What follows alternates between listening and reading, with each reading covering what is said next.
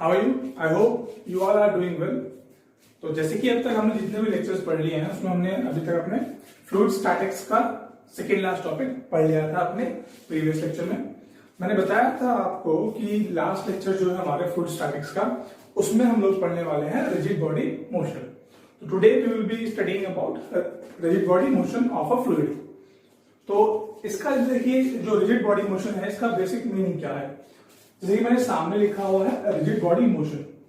सबसे पहले इंपॉर्टेंट चीज यहां पर यह है कि जो हमारा रिजिड बॉडी है वो क्या होता है। तो देखते हैं रिजिड बॉडी है क्या। देखिए रिजिड बॉडी का मतलब ये हो रहा है कि एज अ होल अगर हम बात करें फ्लूइड मास जो है रिजिड बॉडी में, जो आपका फ्लूइड मास है कि अगर मान लीजिए आपका फ्लूइड मास है, फ्लूइड मास के अंदर बहुत सारे फ्लूइड पार्टिकल्स होते हैं। तो रिजिड बॉडी में आपके फ्लूइड पार्टिकल्स का इंडिविजुअल सेपरेट बिहेवियर नहीं देखा जाता, उसमें मास बिहेवियर देखा जाता है। तो रिजिड बॉडी मोशन के अंदर जब भी आपका एक मास ऑफ फ्लूइड मूव करता है तो it behaves like a rigid body. तो यहां पर क्या होता है, जब भी हम बात कर रहे हैं रिजिड बॉडी की, तो इसमें क्या होगा कि fluid particles do not behaves separately or individually.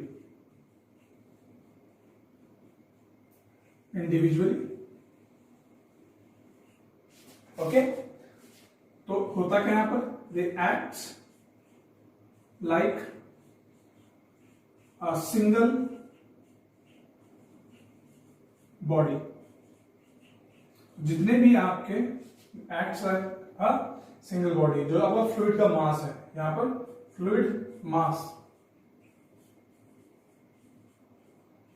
Acts like a single body. कैसे? देखिए मान लेते हैं हमारा कि भाई एक बीकर है। ओके, अब इस बीकर में एक पर्टिकुलर लेवल में तक हमारा एक लिक्विड स्टोर्ड है। अच्छा, अब इस लिक्विड के अंदर हमारे पास में इनफाइनाइट पार्टिकल्स होंगे इस पर्टिकुलर लिक्विड के। अगर ऐसा है तो जिस वक्त हम बात कर रहे हैं फ्लूइड पार्टिकल्स की या इन लिक्विड पार्टिकल्स की, तो जो लिक्विड पार्टिकल्स हैं ये इंडिविजुअली बिहेव करते हैं। लेकिन जब भी हम बात करेंगे रिजिड बॉडी मोशन की, यहां पर देखिए एक चीज लिखा है मोशन। दैट मीन्स अगर आपका ये कंटेनर कैन मूव, तो इसके अंदर रखा वाला फ्लूइड मास जो है उसके जो पार्टिकल्स हैं they will not behave individually, they will behave like a single unit, उसी का हम क्या बोल रहे हैं, रिजिड बॉडी। तो जब भी आपका एक पर्टिकुलर कंटेनर जिसके अंदर आपका फ्लूइड स्टोर्ड है, अगर वो मूव करता है विद अ पर्टिकुलर वेलोसिटी, जिस कारण से क्या होगा, आपका फ्लूइड जो है पर्टिकुलर सिंगल मास की तरह बिहेव करता है। तो when fluid is stored and is transported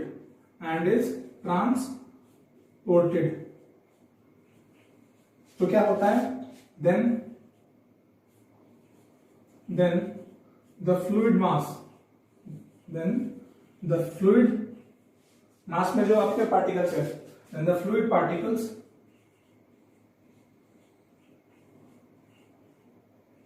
behaves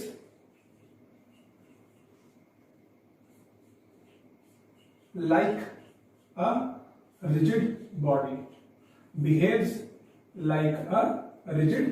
body, तो जैसे कि आपने अगर हम बात करें कि भाई ये आपने देखे होंगे पेट्रोलियम के जो कंटेनर्स होते हैं वो मूव करते हुए, या किसी भी लिक्विड के कंटेनर आपने मूव होते हुए देखे होंगे। तो उसके अंदर जो आपका पेट्रोल है दैट इज अ लिक्विड, वो हम छोड़ देते हैं वो किस टाइप का लिक्विड है, लेकिन दैट इज अ लिक्विड। तो वो जो लिक्विड है इस कंटेनर के अंदर स्टोर्ड है और आपने उस कंटेनर को मूव कराया, that means this container is in motion. जब आपका कंटेनर मोशन में आएगा उस कारण से आपका fluid particle will start behaving like a rigid body. तो ऐसे पर्टिकुलर फिनोमेना को हम लोग बोलते हैं रिजिड बॉडी मोशन। क्या बोलते हैं, रिजिड बॉडी मोशन। तो इस रिजिड बॉडी मोशन से हमारे फ्लूइड पार्टिकल्स में या फ्लूइड के अंदर क्या बदलाव दिखाया जाता है, हमें वो स्टडी करना है। मैं आपको इन जनरल टर्म्स बताऊं कि भाई अगर हम बात कर रहे हैं, मान लीजिए कि भाई एक हमारे पास में ट्रक है और उस पर एक कंटेनर रखा हुआ है, उस पर एक कंटेनर रखा हुआ है, ये है हमारा कंटेनर और ये ट्रक पर प्लेस्ड है, एक ट्रक पर प्लेस्ड है। तो क्या होगा, देखते हैं क्या होगा। तो इस वक्त क्या होगा कि भाई जो आपका कंटेनर है इसमें आपका लिक्विड स्टोर्ड है और एक ट्रक की मदद से ये मूव कर रहा है, एक ट्रक की मदद से ये मूव कर रहा है। तो यहां पर ये मूव करेगा, ये भी मूव करेगा। तो ये जो ड्राइवर है आपका, इसने मान लो आपके कंटेनर को इस डायरेक्शन में मूव किया, that means the velocity is in this direction. तो यहाँ आपका ये ड्राइवर साहब बैठे हैं, ये शीशा है उनका, दिस एंड ऑल दैट, ये मूव कर रहे हैं आपके इस डायरेक्शन में। तो इनिशियली आपका जो फ्लूइड था या लिक्विड था, मान लेते लिक्विड, वो इस प्रकार से स्टोर्ड था, this was the liquid in the container. तो जिस वक्त आप इसे वेलोसिटी प्रोवाइड करेंगे, तो इनिशियली ऐसा तो है नहीं कि आप इसे जीरो वेलोसिटी पे मूव करा देंगे, नहीं। तो इसमें क्या होगा, चेंज इन वेलोसिटी आएगा। क्या आएगा, चेंज इन वेलोसिटी आएगा। जब चेंज इन वेलोसिटी आएगा, चेंज इन वेलोसिटी को हम क्या बोलते हैं, डीवी। तो एक इंस्टेंट t1 पर, एक इंस्टेंट अगर हम बोले कि भाई t1 टाइम पर आपकी जो वेलोसिटी है दैट इज v1। अब आपको पता है आपको उस ट्रक को एक्सेलरेट करना होगा, दैट मींस वेलोसिटी को चेंज करना होगा। तो t2 टाइम पर आपकी वेलोसिटी v2 हो जाएगी। तो ये हो क्या रहा है, यहां पर आपका एक्सेलरेशन आ जाता है और वो होता क्या है, dv upon dt। That means you are accelerating this truck. तभी आपका ये जो कंटेनर है इसके साथ में आगे मूव करेगा और आपका ये वाला लिक्विड ट्रांसपोर्ट होगा एक पॉइंट से दूसरे पॉइंट पर। तो अब यहां क्या हुआ कि इनिशियली जो आपका फ्री सरफेस था वो ये था, this was the initial free surface. Okay, अब जैसे ही यहां पर एक्सेलरेशन आएगा, जैसे ही यहां पर एक्सेलरेशन आएगा और आपका व्हीकल इज इन मोशन, तो अगर आपको न्यूटन का सेकंड लॉ ऑफ मोशन याद हो कि the algebraic sum of forces is equal to the inertia force, that means जब भी अगर हम बात करें किसी बॉडी पर जो कि मोशन में है, तो उस बॉडी पर लग रहा जितने भी फोर्सेस है उनका algebraic summation will give you an inertia force, will give you an inertia force, यानी कि sigma F will be equal to Fi। ये Fi क्या है, inertia force, inertia force, जिसको आप लोग m into a से जानते हैं, m into a से जानते हैं। तो यहां पर एक्सेलरेट किया तो आपका फ्लूइड जो है वो ट्रांसपोर्ट हो रहा है। तो जैसे ही आप इसे एक्सेलरेट करेंगे ना, तो इसमें जो फ्लूइड है उसमें कुछ मूवमेंट होती है। आपका फ्लूइड जो या लिक्विड जो as a whole single unit behave करता है। ऐसा नहीं है कि भाई एक पार्टिकल यहां है और कोई एक पार्टिकल यहां है, ये दोनों अलग अलग बिहेव करेंगे, बिल्कुल भी नहीं। ये दोनों ही पार्टिकल एक सिमिलर मैनर में बिहेव करने वाले हैं, उसी को हम बोल रहे हैं रिजिड बॉडी मोशन। तो होता क्या है यहां पर, जो इनिशियली आपका ये लेवल था यहां पर, अब क्या होगा कि मैं आपको अभी एंड रिजल्ट दिखा दे रहा हूं कि यहां हो क्या रहा है। तो इसमें आपका जो इनिशियल लेवल 1-1 है, this is the initial level 1-1। जैसे ही आप एक्सेलरेट करेंगे ना, तो अगर आपका व्हीकल मूव कर रहा है इस डायरेक्शन में, तो जो आपका लिक्विड है ना वो ऑपोजिट डायरेक्शन में राइज अप कर जाता है और यहां पर डिप्रेस डाउन कर जाता है। तो आपका जो लिक्विड है वो यहां तो इतना डिप कर जाएगा और यहां पर इतना राइज कर जाएगा, जिस कारण से जो फ्री सरफेस 1-1 पर था वो टिल्ट हो जाएगा। जो फ्री सरफेस 1-1 पर था वो टिल्ट होगा, कुछ ऐसा हो जाएगा। ओके, अब जब ऐसा हो जाएगा तो यहां पर प्रेशर का वेरिएशन आता है, यहां पर प्रेशर का वेरिएशन आता है। हमको वही स्टडी करना है रिजिड बॉडी मोशन में भी ऐसा क्या हो रहा है। तो आई होप आपको अभी तक जो बेसिक बताया मैंने आपको फंडा, जो हम लोग अभी पढ़ने वाले हैं, इसका आपको आइडिया मिला होगा। अब हम इसको थोड़ा मैथमेटिकल फॉर्म में कर लेते हैं कि भाई हमारी गाड़ी चल रही है, इससे क्या हुआ। अब इसे हम थोड़ा मैथमेटिकल फॉर्म में करेंगे भाई, जिससे कि आपको अंडरस्टैंडिंग बेटर हो जाए इसकी। यहां पर इंपॉर्टेंट चीज क्या है आपकी, Newton's second law, Newton's second law of motion. Newton साहब हर जगह फेमस है, Okay, so according to Newton's second law of motion, the algebraic summation of all the forces is equal to the inertia force, is equal to the inertia force. इसी को आप लोग बोलते हैं m dv by dt, m dv by dt.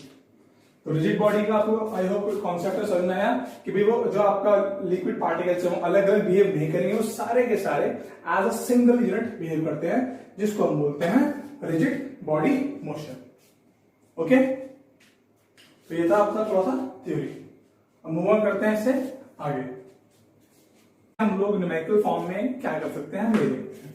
तो ये मान लेते हैं भाई कि हमारा ये कंटेनर है, इस कंटेनर में आपका एक लिक्विड ट्रांसपोर्ट किया जा रहा है. मान लीजिए फ्रॉम दिल्ली टू जयपुर. तो दिल्ली से जयपुर जा रहा है, इसके अंदर आपका एक लिक्विड है. जब लिक्विड है तो ये मूव करेगा, ये मूव करेगा तो दैट मींस ये एक्सेलरेट करने वाला है, ये एक्सेलरेट करना है. So for the mean time this is your x direction, this is your x direction. अगर हम इस पर्टिकुलर कंटेनर को या व्हीकल को एक्सेलरेट करेंगे, दैट मींस हम वेलोसिटी को चेंज करेंगे, तो हमें एक्स डायरेक्शन में एक एक्सेलरेशन मिल जाएगा. That means this particular container in which this liquid is stored is moving and it is accelerating in x direction. तो हम क्या कर रहे हैं, यहां से हम लोग एक एलिमेंटल पार्ट ऑफ फ्लूइड ले रहे हैं कि भाई ये हमारा एक एलिमेंटल पार्ट है फ्लूइड का. तो ये हमारा elemental part of fluid and this is the elemental area, this is the elemental area. और जो आपका एलिमेंटल फ्लूइड है इसकी जो लेंथ है that is dx, that is dx. इसका जो एरिया है दैट इज dA. तो आपके बॉडी में फ्लूइड पर कोई प्रेशर लग रहा होगा, फ्लूइड पर कोई प्रेशर लग रहा होगा. तो ड्यूरिंग मोशन होता क्या है, जब भी कोई इनर्शिया फोर्स आती है तो यहाँ पर प्रेशर का चेंज होता है. स्टैटिक में डिफरेंट होगा था, लेकिन जैसे यहाँ रिजिड बॉडी मोशन हुआ तो वहां पर क्या होगा, आपके लिक्विड के लेवल में राइज एंड फॉल आ जाएगा ना. तो ड्यू टू राइज, अगर किसी भी पॉइंट के ऊपर लिक्विड की हाइट बढ़ जाए तो वहां प्रेशर बढ़ता है, और जहां घट जाए वहां घटता है. तो हम ये मान लेते हैं कि भाई इस पॉइंट पर, इस जगह पर आपका जो प्रेशर है वो P है, और यहां पर जो है वो P प्लस DP है, P प्लस DP है. अच्छा, देखते हैं अब क्या होगा. And this particular area of this element is dA. तो हम क्या करते हैं यहां पर, from Newton's second law of motion, from Newton's second law of motion. इससे क्या पता चलता है हमको, हमें ये पता चलता है भाई कि the algebraic sum of all the forces will be equal to inertia force, will be equal to inertia force. अच्छा, चलो देख लेते हैं. अब यहां पर देखिए जो एक्सेलरेशन है वो क्या है, ax. क्या है, ax. तो यहां पर अब हम बात करें पहले algebraic sum of all the forces, algebraic sum of all the forces along the direction of motion. तो अभी हम बात कर रहे हैं जो मोशन है वो हमारा x डायरेक्शन में हो रहा है. तो अभी की हम बात करें, सबसे पहला फोर्स ये वाला P डायरेक्शन ऑफ मोशन में लग रहा है, तो P this is the pressure. Multiply करते हैं अगर हम एरिया से, क्या मिल जाएगा, फोर्स. तो एल्जेब्रिक सम लेना है ना हमको. तो in the direction of motion हमारा P into DA will be a positive force. So P multiplied by DA. Okay, इसके बाद में अगर हम आगे आए तो देखें opposite to the motion, motion आपका x डायरेक्शन में हो रहा है, लेकिन जो P प्लस DP का प्रेशर है वो ऑपोजिट डायरेक्शन में लग रहा है. तो P plus DP pressure multiplied by the area will give you what, will give you force. और ये फोर्स कैसा होगा, ऑपोजिट टू मोशन. इसी कारण से मैंने यहां नेगेटिव लिखा है. तो P plus DP multiplied by DA, it will be equal to m क्या है, mass of this fluid, and into acceleration ax, acceleration ax. तो हम इसे लिख देते हैं इनटू ax. अच्छा, तो देखिए यहां से P DA minus of P DA minus DP DA.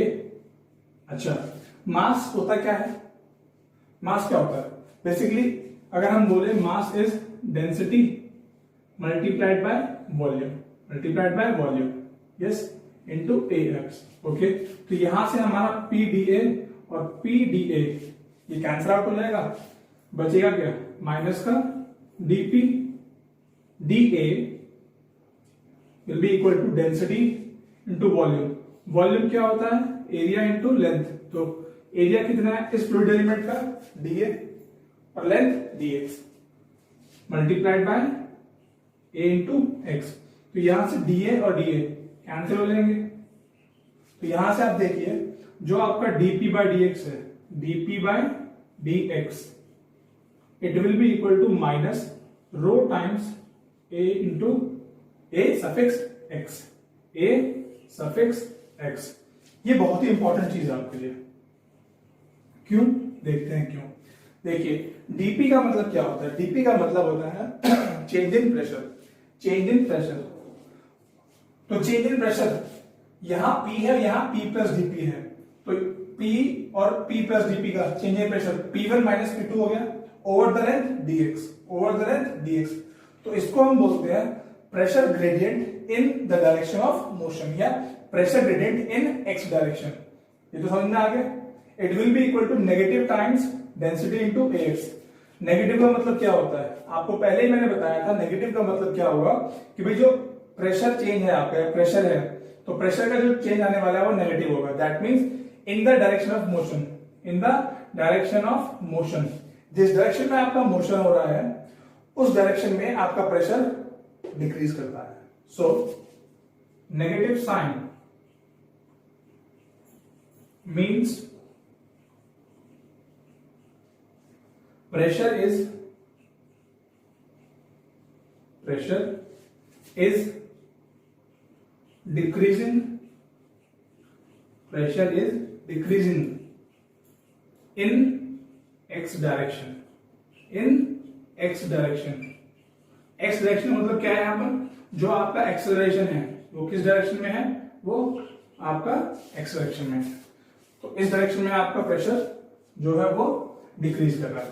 Pressure decrease कर रहा है। तो प्रेशर डिक्रीज कर रहा है या नेगेटिव का मतलब ये हो गया।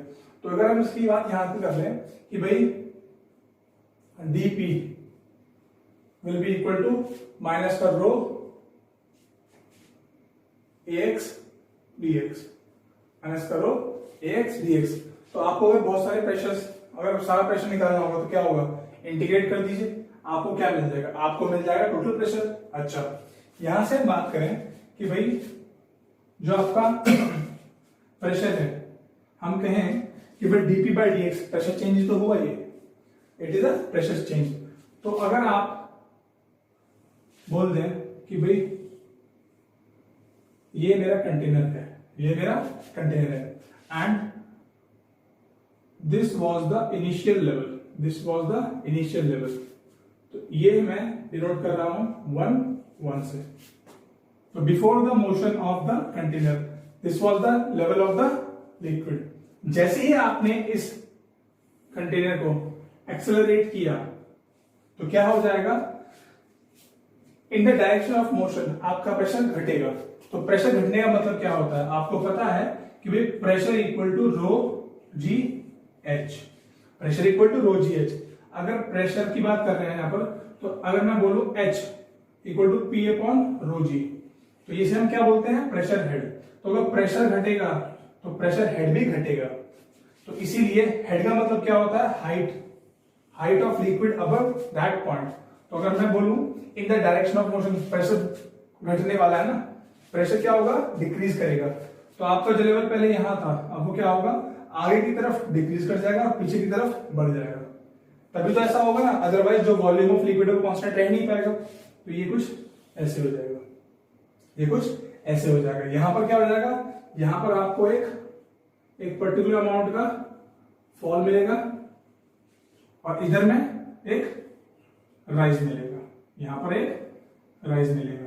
जिस कारण से देखिए, जिस कारण से क्या हुआ कि आपका जो फ्री सरफेस है वो इनिशियली स्ट्रेट था, अब वो इंक्लाइंड हो जाएगा। अब क्या हो जाएगा? Inclined free surface.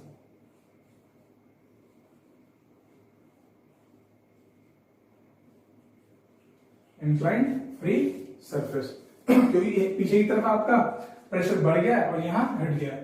तो अगर हम यहां बात करें किसी भी एक पर्टिकुलर फ्लूइड एलिमेंट की, इसी की बात कर लेते हैं कि भाई ये हमारा फ्लूइड एलिमेंट था, तो इसके ऊपर जो हाइट थी यहां वो कम हो जाएगी, इसे हम H2 बोल देते हैं, और जो यहां पर है वो हाइट बढ़ जाएगी, इसे हम H1 बोल रहे हैं अभी के लिए। तो यहां से आपको साफ साफ दिखाई दे रहा है कि जो प्रेशर हेड है वो इन द डायरेक्शन ऑफ मोशन घट रहा है। जब प्रेशर हेड ही घटेगा तो प्रेशर भी आपका डिक्रीज कर जाएगा। और ये लेंथ कितना था, this was dx, this was dx। So it is a very important thing. इससे आपको पता लग गया है कि pressure is decreasing in the direction of motion, in the direction of motion. तो ये तो बताया मैंने आपको इन x डायरेक्शन, इन x डायरेक्शन। इसी प्रकार से आपका z डायरेक्शन में भी हो सकता है, इसी प्रकार से आपका z डायरेक्शन में भी हो सकता है। लेकिन जैसे ही हम बात करेंगे z डायरेक्शन में, तो z डायरेक्शन जो हमारी वो पर्टिकुलर ये वाली डायरेक्शन होगी। तो इस डायरेक्शन में क्या होगा कि आपका वेट ऑफ द फ्लूइड भी एक्ट करेगा, वेट ऑफ द फ्लूइड भी यहाँ एक्ट कर रहा होगा। देखते हैं कैसे होता है वो। तो यहाँ आपके लिए इतना काफी है। So this was all about the acceleration in x direction. तो x डायरेक्शन में क्या बदलाव आएगा प्रेशर का, वो ये बदलाव आने वाला है, माइनस का रो a इंटू a x, ये सफिक्स में है x। हम देखते हैं इन z direction, in the x direction the pressure is decreasing, the pressure is decreasing, जिस कारण से जो उसका प्रेशर हेड है वो डिक्रीज कर रहा है, और जो हाइट है आपके लिक्विड की एज कंपेयर टू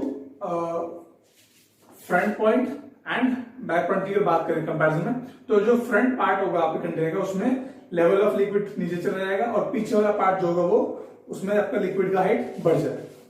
तो ये तो था हमारा x डायरेक्शन में। अगर हम बात करें z डायरेक्शन में, तो z डायरेक्शन में आपका जो व्हीकल होगा एक्सेलरेट करेगा इस डायरेक्शन में, एक्सेलरेट करेगा वो इस डायरेक्शन में। तो यहाँ क्या है, इसकी जो हमने फ्लूइड एलिमेंट लिया, एलिमेंट वही लिया हमने, उसको बस हमने डायमेंशनिंग जो हमने उसको z डायरेक्शन में किया है। तो this is the length of that fluid element dz। जो वेट है आपका वो mg है, क्योंकि ये का आपका एलिमेंटल पार्ट है, इसका वेट, इसका मास dm होगा। तो वेट कितना होगा, dm into g। Okay, same वही आपका प्रेशर एक्ट कर रहा है। अब हम क्या करते हैं, न्यूटन का जो सेकंड लॉ है उसे लगा लेते हैं।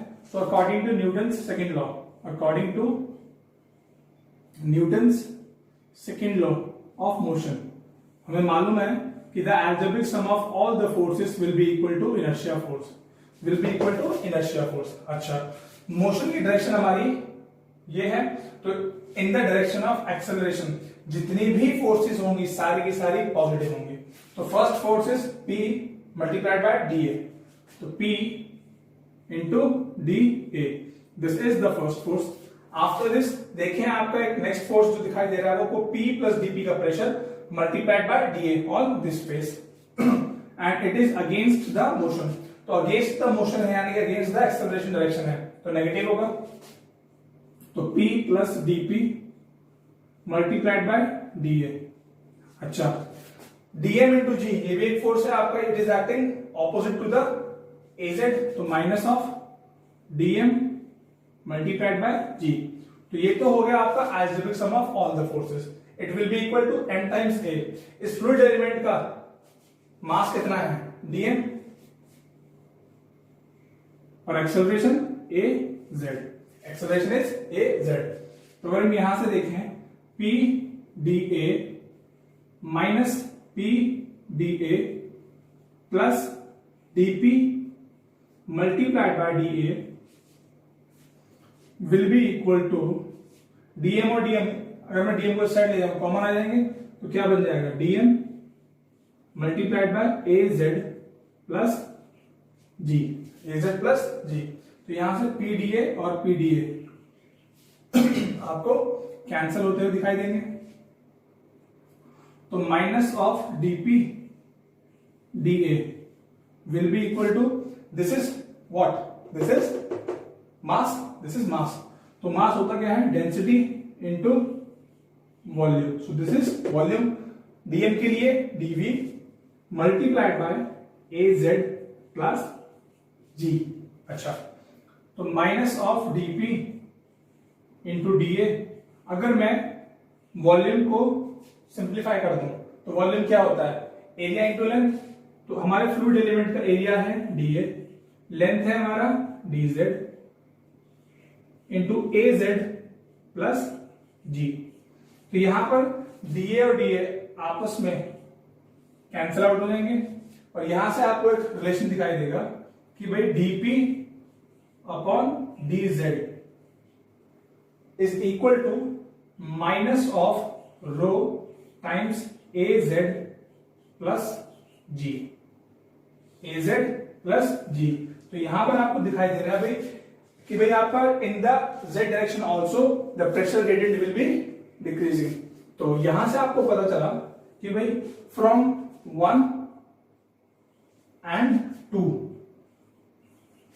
from this first point and second point, from 1 and 2 आपको पता चला कि जो प्रेशर है आपका, जो प्रेशर है it is a function of x and z direction acceleration. So pressure is a function of ax and az, ax and az। तो जो अगर हम बात करें dp की, dp तो वो क्या रहा है, प्रेशर में चेंज किस कारण से आ रहा है कि भाई कुछ चेंज तो आपका x डायरेक्शन की वजह से आ रहा है, अच्छा, प्लस कुछ चेंज तो आपका सिर्फ z डायरेक्शन के कारण से आ रहा है, ठीक है। तो अगर हम ऐसा बोलते हैं कि भाई ये हो रहा है, कि भाई ये हो रहा है, तो यहां से हमें पता है कि del P by del X और del P by del Z. Del P by del x का मतलब क्या होता है, पार्शियल डिफरेंशिएटिव। यहां पर मतलब क्या है, चेंज सिर्फ एक्स डायरेक्शन में। Del P by del x का मतलब क्या है, सिर्फ एक्स डायरेक्शन में। तो सिर्फ एक्स डायरेक्शन में हमने नंबर 1 से ले सकते हैं कि सिर्फ एक्स डायरेक्शन में तो चेंज है हमारा minus rho into a x है, माइनस का रो इंटू ए एक्स है। और वहीं पर हमारा del p upon del z यानी कि सिर्फ जेड डायरेक्शन में कितना है, minus rho into a Z plus g. तो डीपी, तो यहां से हम अगर वैल्यूज पुट कर दें 1 और 2 से, 1 और 2 से del p upon del x, del p upon del x ये किसके बराबर होगा, ये होगा आपका चेंज इन एक्स डायरेक्शन के, एंड जो आपका del P by del z होगा वो इक्वल होगा डीपी अपॉन डीजेड के इक्वल, डीपी अपॉन डीजेड के इक्वल। तो हम इनकी वैल्यूज को फ्रॉम 1 and 2 इक्वेट कर देते हैं इस इक्वेशन के अंदर।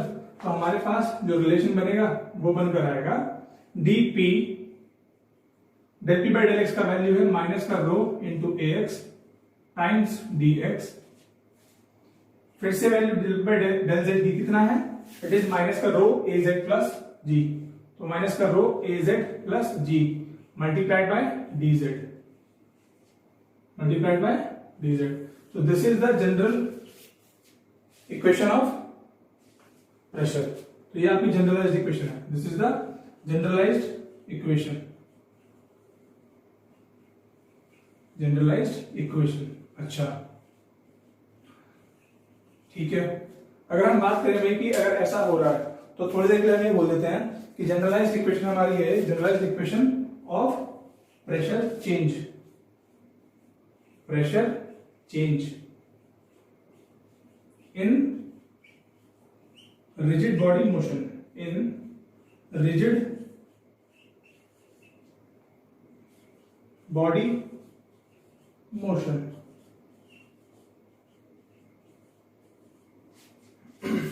ठीक है, हम इस इक्वेशन से कुछ रिलेवेंस भी निकाल सकते हैं। तो यहां से देखते हैं अब हम लोग जो फ्री सरफेस है उस पर क्या होता है। तो हमें मालूम है कि ये जनरलाइज्ड इक्वेशन है आपकी for pressure change in rigid body motion, जिसमें कि आपका प्रेशर चेंज जो है वो एक्स और जेड डायरेक्शन की एक्सेलरेशन दोनों का ही फंक्शन है।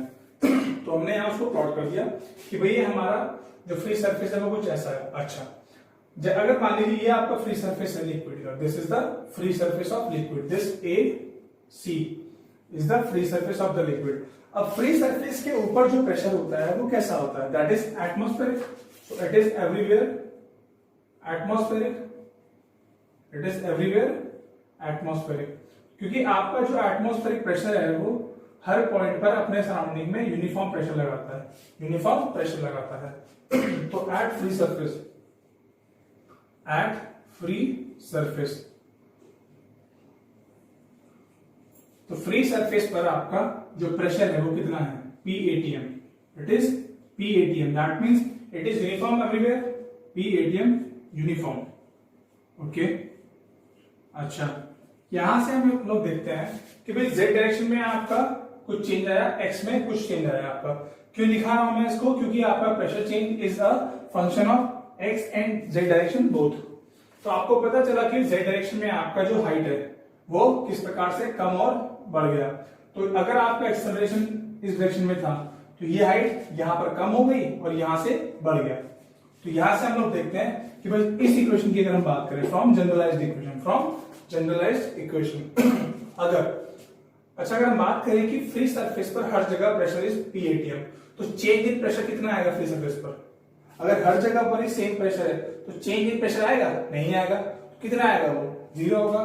तो at free surface dp will be equal to 0. So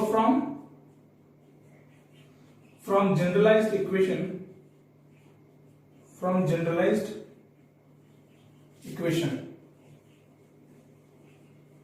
क्या है वो equation? dp equal to minus का रो ax।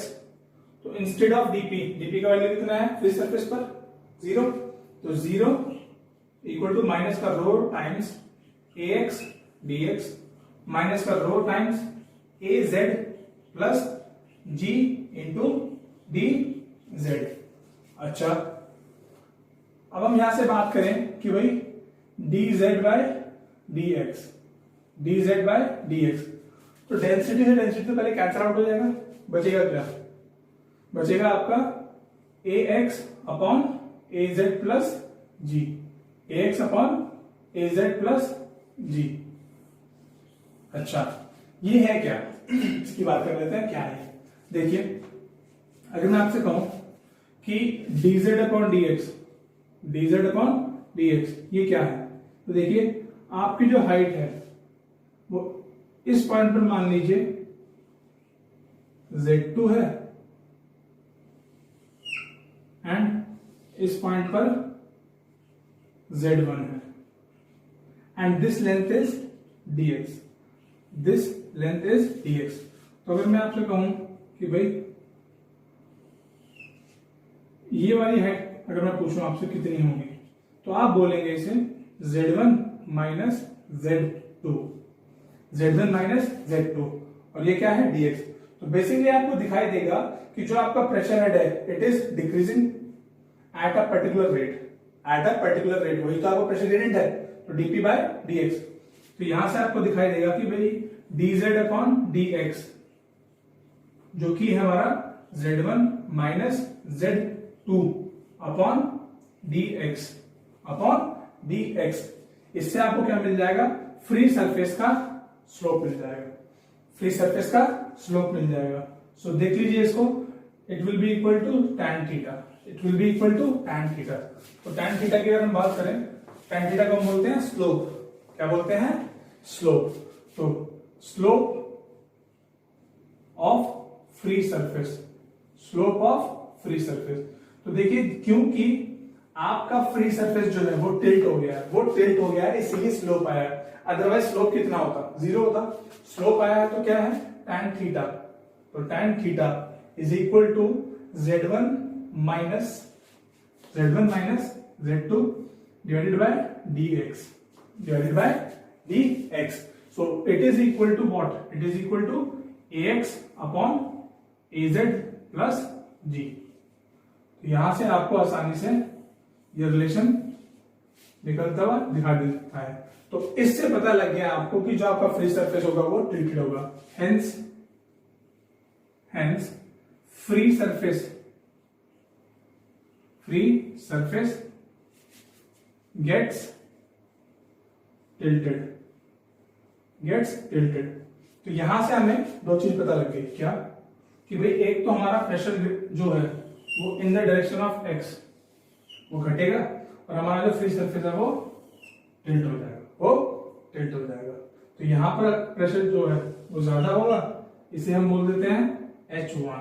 यहां पर आपका प्रेशर हेड बढ़ जाएगा और यहां पर आपका प्रेशर हेड घट जाएगा H2 and this is the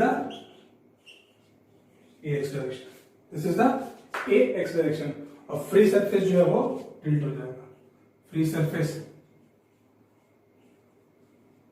क्या हो जाएगा, टिल्टेड। तो इसे हम लिख देते हैं टिल्टेड फ्री सरफेस।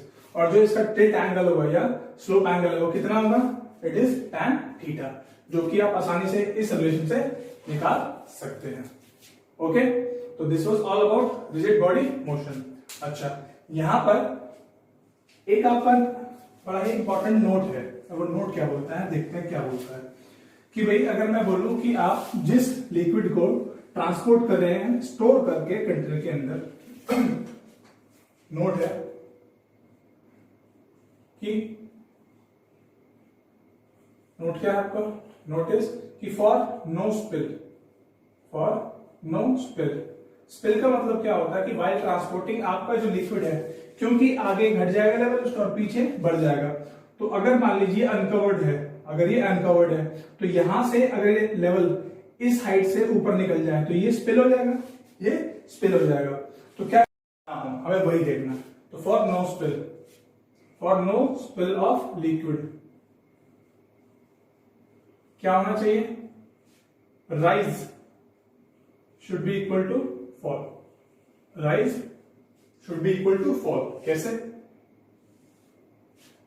कि भाई हमें ये मालूम है कि फ्री सरफेस टिल्ट हो जाएगा। मान लेते हैं इनिशियली आपका जो फ्री सरफेस है वो ये, आफ्टर एक्सेलरेटिंग आपका जो लिक्विड है वो टिल्ट हो गया, वो टिल्ट हो गया। तो अगर आप चाहते हैं कि भाई लिक्विड स्पिल ना हो, सो दिस फॉल, यहां फॉल होगा, should be equal to this rise, should be equal to this rise. So for no spill of liquid a should be equal to B, a should be equal to b. तो हमें ये note बहुत ज्यादा ध्यान में रखना होगा। And अगर हम बात करें इफ ए जेड इज 0, तो tan थीटा की अगर हम बात करें वो क्या बन जाएगा, ए एक्स अपॉन जी, ए एक्स अपॉन जी। तो बस हमें यहां से आसानी से क्वेश्चन अब हम सॉल्व कर सकते हैं। तो इसके हम अभी एक दो एग्जांपल्स देख लेते हैं जिससे हमें अंडरस्टैंडिंग ऑफ टॉपिक समझ में आ जाएगा। तो आई होप आपको ये समझ में आया कि हमने रिजिड बॉडी मोशन में किस प्रकार से जब हमारा लिक्विड जो है किसी कंटेनर में मूव कर रहा है, it is given a motion, तो क्या होता है और उसके फ्री सरफेस में क्या बदलाव आता है वो हमने देख लिया है। अब हम इस पर बेस एक दो कुछ न्यूमेरिकल्स कर लेते हैं जिससे हमारी अंडरस्टैंडिंग इस टॉपिक की और बेटर हो जाएगी। बहुत इजी टॉपिक था, आपको समझ में भी आ गया होगा। कोई डाउट होता है तो उसको साथ ही साथ आप लोग कमेंट में पक्का लिखा करें।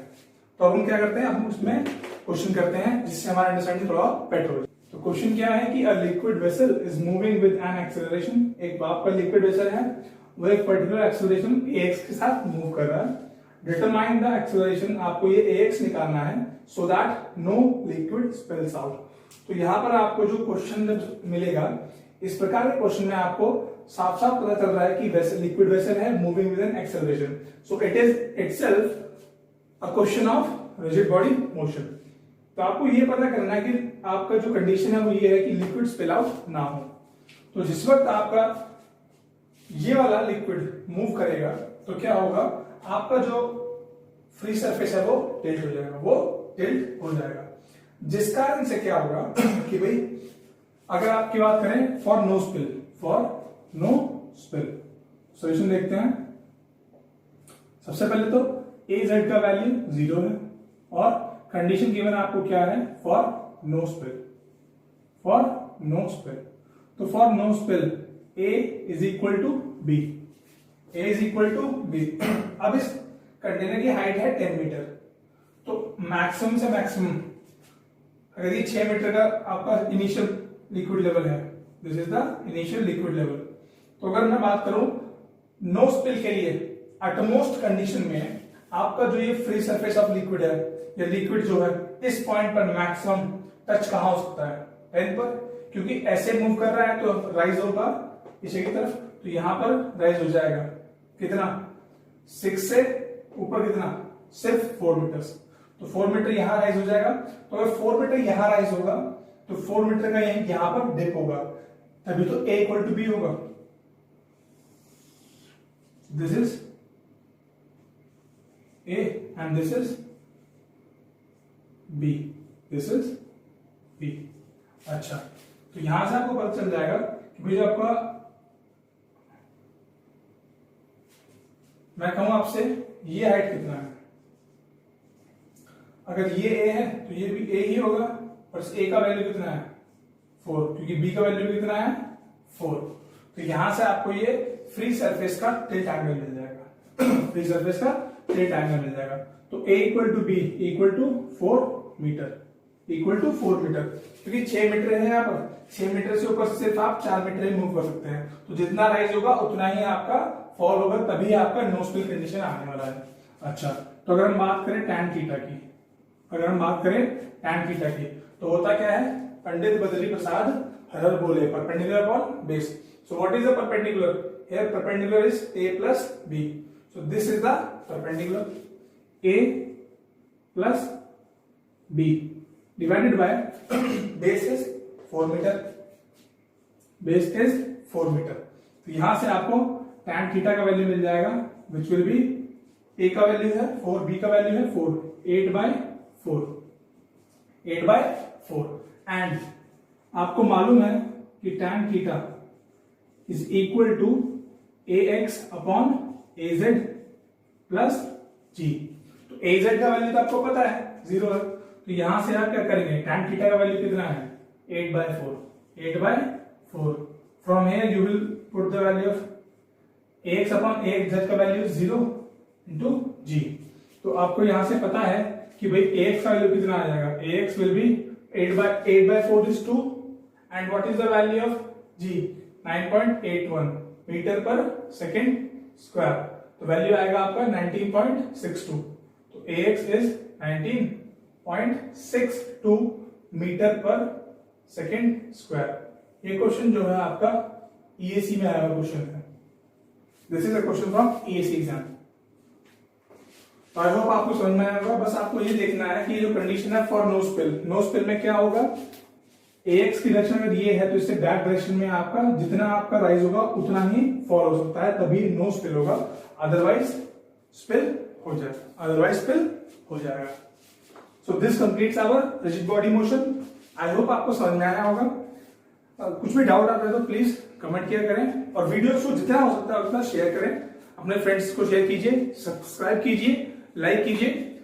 कोई भी डाउट आता है उसको कमेंट कीजिए, क्वेश्चंस मैं लगातार डालता रहता हूं। धीमे धीमे क्वेश्चंस के हम लेक्चर्स बनाते रहेंगे और नंबर ऑफ क्वेश्चंस और बढ़ाते रहेंगे। डेडिकेटेडली मैं जो क्वेश्चन के लेक्चर बनाने वाला हूं वो मैं एक साथ काफी लंबा टॉपिक होने के बाद में आपको काफी सारे क्वेश्चंस करा दिया करूंगा। तो ये था हमारा फ्लूइड स्टैटिक्स जो हमने अभी तक पढ़ लिया। अब इसमें एक छोटा सा टॉपिक और बचता है हमारा, जो बेसिकली बात करता है हमारा रियल वेट और एपरेंट वेट की। किसकी? रियल वेट और एपरेंट वेट की। यहां तक हमारा कोर्स जो कंप्लीट हो रहा है रिजिड बॉडी मोशन के बाद में फ्लूइड स्टैटिक्स का। तो एक छोटा सा टॉपिक हमारा बचता है रियल वेट और एपरेंट वेट का, उसे भी देख लेते हैं एक बार। तो weight of a body in fluid की अगर बात करें तो यहाँ पर आपके जो वेट होते हैं वो 2 टाइप के वेट होते हैं। तो वेट को हम लोग कैटेगराइज करते हैं 2 टाइप्स में। Number 1 is real weight, real weight कि जिस वक्त आप किसी भी बॉडी को फ्लूइड के अंदर रखते हैं तो उसका वेट क्या होता है। तो number 1 is real weight, another 1 is apparent weight, apparent weight. अच्छा, ये दोनों क्या है देखते हैं क्या है। सबसे पहले हम क्या कर रहे हैं, बात करेंगे रियल वेट की। रियल वेट, अच्छा रियल वेट का मतलब होता है अगर आप किसी भी बॉडी का वेट मेजर करते हैं इन एयर, तो उसका वेट कहलाता है रियल वेट। तो it is the weight in air, weight in air. तो कैसे देखते हैं, कैसे भाई हमने क्या किया कि एक हमारे पास वेइंग बैलेंस था, एक वेइंग बैलेंस है, this is the weighing balance. अब इसकी हेल्प से हमने एक बॉडी को लटका दिया, बॉडी लटका दिया हमने यहां पर। तो होगा क्या, हमारी जो बॉडी है उसका weight will act in downward direction, तो बॉडी का weight is mb into g, b का मतलब बॉडी। ओके, अच्छा, अब क्योंकि आपका वेट इज एक्टिंग डाउनवर्ड तो वो इस स्प्रिंग को नीचे खींचेगा, जब वो नीचे खींचेगा तो क्या होगा, आपकी स्प्रिंग में एक टेंशन डेवलप होगा, एक टेंशन डेवलप होगा। अच्छा, अब क्योंकि ये जो फ्लूइड है आपका यहाँ पर, जब भी आप किसी बॉडी को फ्लूइड में सबमर्ज करते हैं तो क्या होता है, सबमर्ज या इमर्ज करते हैं तो क्या होता है, उसमें ऑपोजिट टू वेट आपका एक बाइंड फोर्स आता है। क्या आता है, बाइंड फोर्स। तो यहां पर आपका एक बाइंड फोर्स भी आएगा, एक बाइंड फोर्स भी आएगा। तो यहां पर एक, this is f b due to air, f b due to air. अच्छा, अब हम बात करते हैं फोर्स एनालिसिस की कि भाई फोर्स एनालिसिस है क्या इसमें। सो बाय फोर्स एनालिसिस, तो अगर हम बात करें यहां पर फोर्स एनालिसिस की, तो हमें एक चीज पता है कि जो डेंसिटी ऑफ एयर होती है ना, वो बहुत ही कम वैल्यू होती है। इट इज 1.2 kg पर मीटर क्यूब, 1.2 kg पर मीटर क्यूब, यानी कि 1 मीटर क्यूब वॉल्यूम के अंदर ओनली 1.2 kg ऑफ एयर आता है, तो बहुत ही कम वैल्यू है। अगर ये डेंसिटी बहुत कम है तो आपको पता है जो आपका बाइंड फोर्स है वो बेसिकली क्या होता है, रो जी बी होता है, जिस कारण से अगर रो की वैल्यू कम है तो वहां पर आपका जो बाइंड फोर्स होगा वो क्या होगा, it will be approximately equal to 0, it will be approximately equal to 0। तो by force analysis, by force analysis यहां से आपको चीज पता लग जाएगी कि भाई T plus F b of air minus of weight mb into g will be equal to 0। अब एफ बी ऑफ एयर तो आपका अप्रोक्सीमेटली 0 है, तो T will be equal to mb/g, T will be equal to mb/g। तो T का मतलब क्या है, T का मतलब वो रीडिंग है जो आपका, ये आपका डायल गेज शो करने वाला है। This is a dial gauge जो आपके वेट को शो करेगा। तो इस वक्त आपकी सिर्फ बॉडी का वेट आएगा। So this is real weight, this is real weight of the body. Okay, सिर्फ बॉडी का वेट। अच्छा, next one is apparent weight. Apparent का मतलब क्या होता है, जो देखने से हमको लग रहा है कि कुछ टाइम के लिए हमारा बॉडी का वेट कैसा है, तो उस वक्त। एपरेंट का मतलब क्या है, उस वक्त। तो यहां पर क्या होता है, वेट इन एयर है, यहां पर क्या है, weight in any fluid other than air, in any fluid other than air. तो अगर आप किसी भी बॉडी को किसी भी लिक्विड या फ्लूइड में सबमर्ज कर दे अदर देन एयर में, अदर देन एयर में, तो उस वक्त जो उसका वेट है वो एपरेंट वेट हो जाता है। तो इसमें क्या होगा, इसमें भी हम वही करने वाले हैं कि अपनी बॉडी को with the help of weighing balance यहां वे करेंगे। अच्छा, तो दिस इज द बॉडी, इसका weight acting vertically downwards. Similarly हमारा यहां पर क्या आएगा, एक टेंशन आएगा प्लस बाइंड फोर्स आएगा, प्लस बाइंड फोर्स आएगा अपवर्ड डायरेक्शन में। अच्छा, अब देखिए यहां पर एयर नहीं है, अगर एयर नहीं है तो कोई और फ्लूइड है, और अगर फ्लूइड है तो उसकी डेंसिटी है, उसकी डेंसिटी है। तो by force analysis, by force analysis, जब भी हम फोर्स एनालिसिस करेंगे तो हम बॉडी का एफबीडी बनाते हैं। तो ये जो बॉडी है, इस बॉडी को हम लोग यहां ड्रॉ करेंगे कि भाई ये आपका mb इंटू जी इसका वेट है, वर्टिकली डाउनवर्ड डायरेक्शन में एक्ट कर रहा है, एंड ऊपर आपका ये T रीडिंग है प्लस बाइंड फोर्स है, प्लस बाइंड फोर्स है। तो यहां से आपको बाय फोर्स एनालिसिस कि भाई सिग्मा F इक्वल टू 0 से दिखाई दे रहा है T plus F B is equal to mb into G, mb into G. अच्छा, तो यहां से आपको जो T है उसका वैल्यू मिल जाएगा mb इंटू जी माइनस एफ बी। अच्छा, देखिए यहां पर अगर मान लीजिए बॉडी तो यही है, आपका बॉडी तो यही है, तो वेट तो इसका mb इंटू जी ही है, तो रियल वेट कितना है इसका mb इंटू जी। तो अगर मैं बोलूं इसकी t की वैल्यू 100 आई, तो यहां मैं 100 की वैल्यू पुट कर दूं, तो यहां पर जो t की वैल्यू इस वक्त इस फ्लूइड में आएगी वो कितनी आएगी, 100 में से कुछ आपको माइनस करना पड़ेगा। दैट मीन्स एपरेंट वेट की वैल्यू रियल वेट से कम होती है। तो यहां से आपको क्या दिख जाता है, यहां से आपको चीज दिख गई कि जो आपका एपरेंट वेट है, this is apparent weight, this is apparent weight, apparent weight. तो बेसिकली टी है क्या, T is T equal to MBG, क्या है ये, real weight, real weight minus bind force, real weight minus bind force, bind force. अच्छा, इसी प्रकार से यहां पर एक कंडीशन आ जाती है आपके पास में कि भाई condition of weightlessness, condition of weightlessness. Weightlessness का मतलब क्या होता है कि अगर आपका जो ये गेज है इसकी टी की रीडिंग कितनी आ जाए, 0, तो टी इक्वल टू 0। तो अगर आप एपरेंट वेट की बात कर रहे हैं कंडीशन ऑफ वेटलेसनेस में, तो क्या होगा, अगर टी 0 हो जाए तो क्या हो जाएगा, mb इंटू जी, तो real weight will be equal to buoyant force, ये हो जाएगा। ओके, तो यहां से हमको दिख गया एपरेंट वेट क्या होता है, apparent weight is basically real weight minus bind force, and buoyant force is a function of the density of the liquid और फ्लूइड। और रियल वेट क्या होता है, real weight is the weight of the body in air. So this completes our fluid statics, हमारा fluid statics हमने complete कर लिया है। So the next topic is fluid kinematics, जो हम लोग नेक्स्ट लेक्चर से पढ़ने वाले हैं। तो आज हम लोग फ्लूइड स्टैटिक्स को खत्म करते हैं यहाँ पर, दैट कंप्लीट्स इट। ओके, अगर आपको कोई भी प्रॉब्लम है प्लीज कमेंट बॉक्स में कमेंट करें, वीडियो शेयर करें, और stay safe, stay happy, till then bye.